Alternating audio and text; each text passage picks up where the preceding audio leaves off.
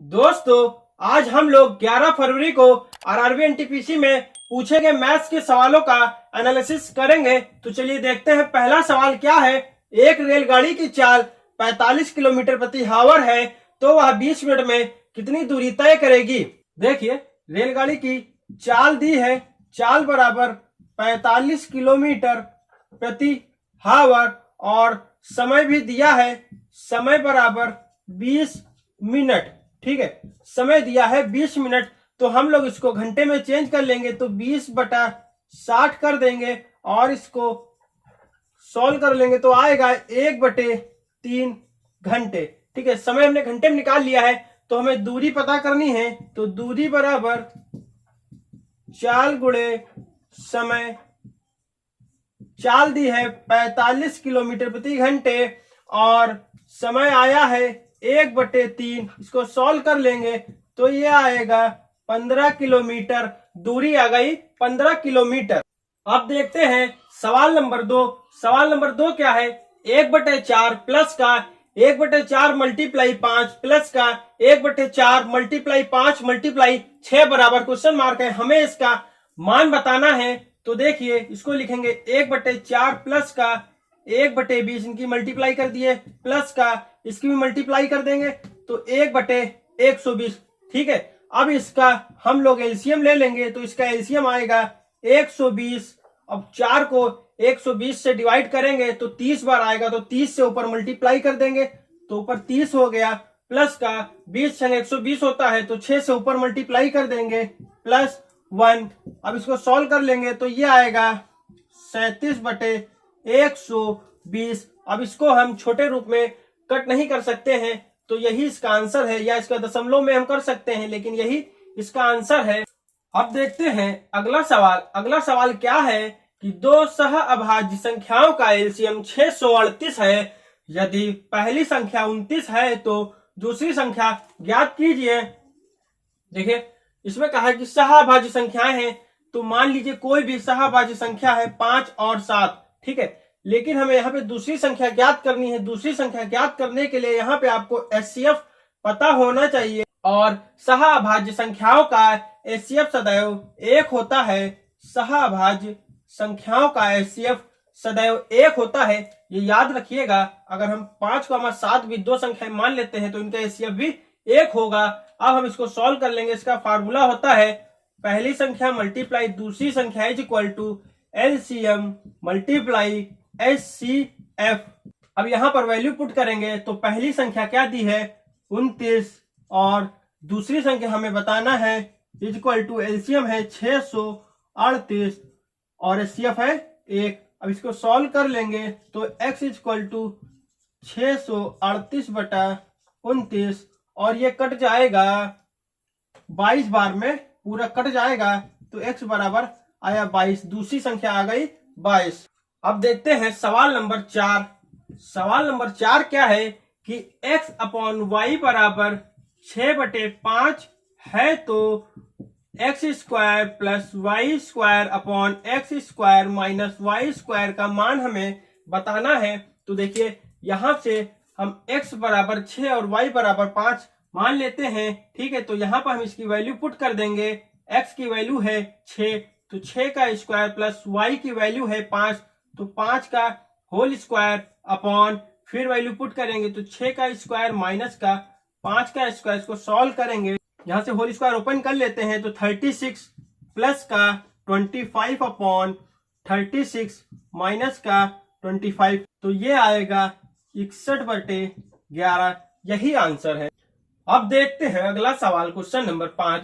Question 5 क्या है कि 3 लगातार संख्याओं का योग 27 है, तो अगली 3 संख्याओं का योग ज्ञात कीजिए।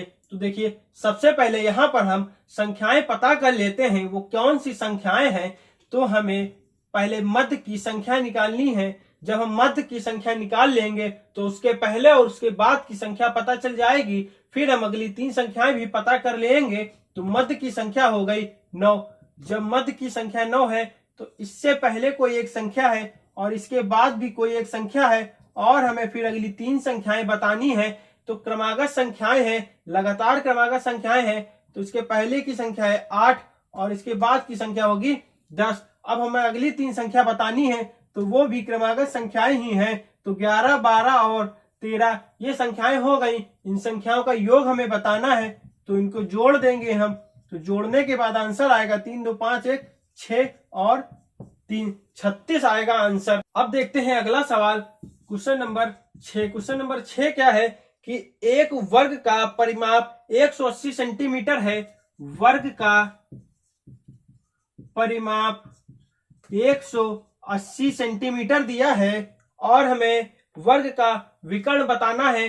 वर्ग का विकर्ण हमें बताना है। तो देखिए, वर्ग का परिमाप होता है चारों भुजाओं का योग इज इक्वल टू 180। यहां से एक भुजा हम निकाल लेते हैं। एक भुजा बराबर 180 बटे 4। इसको हम कट कर देंगे तो ये कट जाएगा। 4 चौके 16 और 4 पंचे 20, 45 सेंटीमीटर।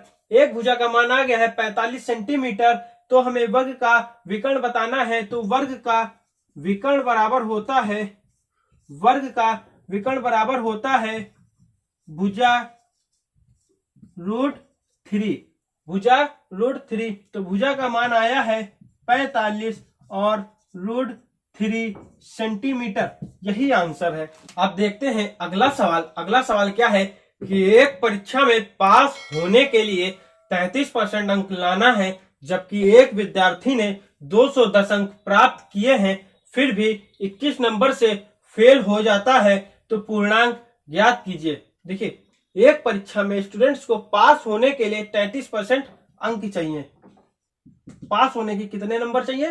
पास होने के लिए 33% अंक चाहिए, जबकि एक विद्यार्थी ने 210 अंक प्राप्त किए हैं। ठीक है, 210 अंक उसने प्राप्त किए हैं, फिर भी 21 नंबर से वह फेल हो जाता है। ठीक है, 210 अंक प्राप्त किए हैं, फिर भी वह 21 नंबर से फेल हो जाता है। इसका कहने का मतलब यह है कि स्टूडेंट जो है 33% से 21 नंबर कम पाया है। अगर 21 नंबर और पाता तो उसके 33% हो जाते और वो पास हो जाता। तो हम यहाँ पे 21 जोड़ देंगे। अब 33% और ये अंक दोनों बराबर हो गए हैं, क्योंकि अगर वो 21 नंबर और पाता तो उसके 33% हो जाते और वो पास हो जाता। तो यहां से हमने इसको बराबर कर दिया है। तब इसको ऐड कर लेंगे। 33% इक्वल टू, इसको ऐड कर लेंगे तो ये आएगा 231। 33% का मान आया है 231। तो हमें पूर्णांक बताना है। तो यहां से हम 1% का मान निकाल लेते हैं।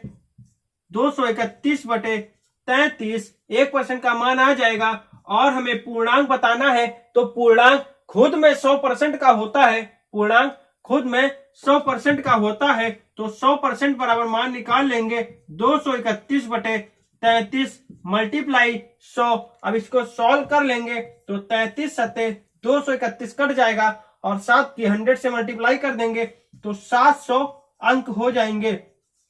मतलब पूर्णांक जो है वो 700 अंकों का है। अब देखते हैं अगला सवाल। अगला सवाल क्या है कि x बराबर √3 - 1 अपॉन √3 + 1, y बराबर √3 + 1 अपॉन √3 - 1 है, तो x² + y² की हमें वैल्यू बतानी है। तो यहां से हम सबसे पहले x को सॉल्व करेंगे और y को सॉल्व करेंगे, फिर वहां पे उसकी वैल्यू पुट कर देंगे तो आंसर हमारा निकल कर आ जाएगा। तो देखिए, x बराबर दिया है √3 - 1 अपॉन √3 + 1, √3 - 1 अपॉन √3 + 1। तो हम इसकी कॉन्जुगेट से मल्टीप्लाई कर देते हैं तो इसका कॉन्जुगेट हो जाएगा √3 - 1 अपॉन √3 - 1। इसकी मल्टीप्लाई करेंगे, इसको सॉल्व करेंगे। ठीक है, इसकी मल्टीप्लाई करेंगे और इसको सॉल्व करेंगे तो ये हो जाएगा √3 - 1 का होल स्क्वायर अपॉन 3 - 1। √3 - 1 का होल स्क्वायर ओपन कर लेंगे तो 3 + 1 माइनस का 2 √3 अपॉन 2।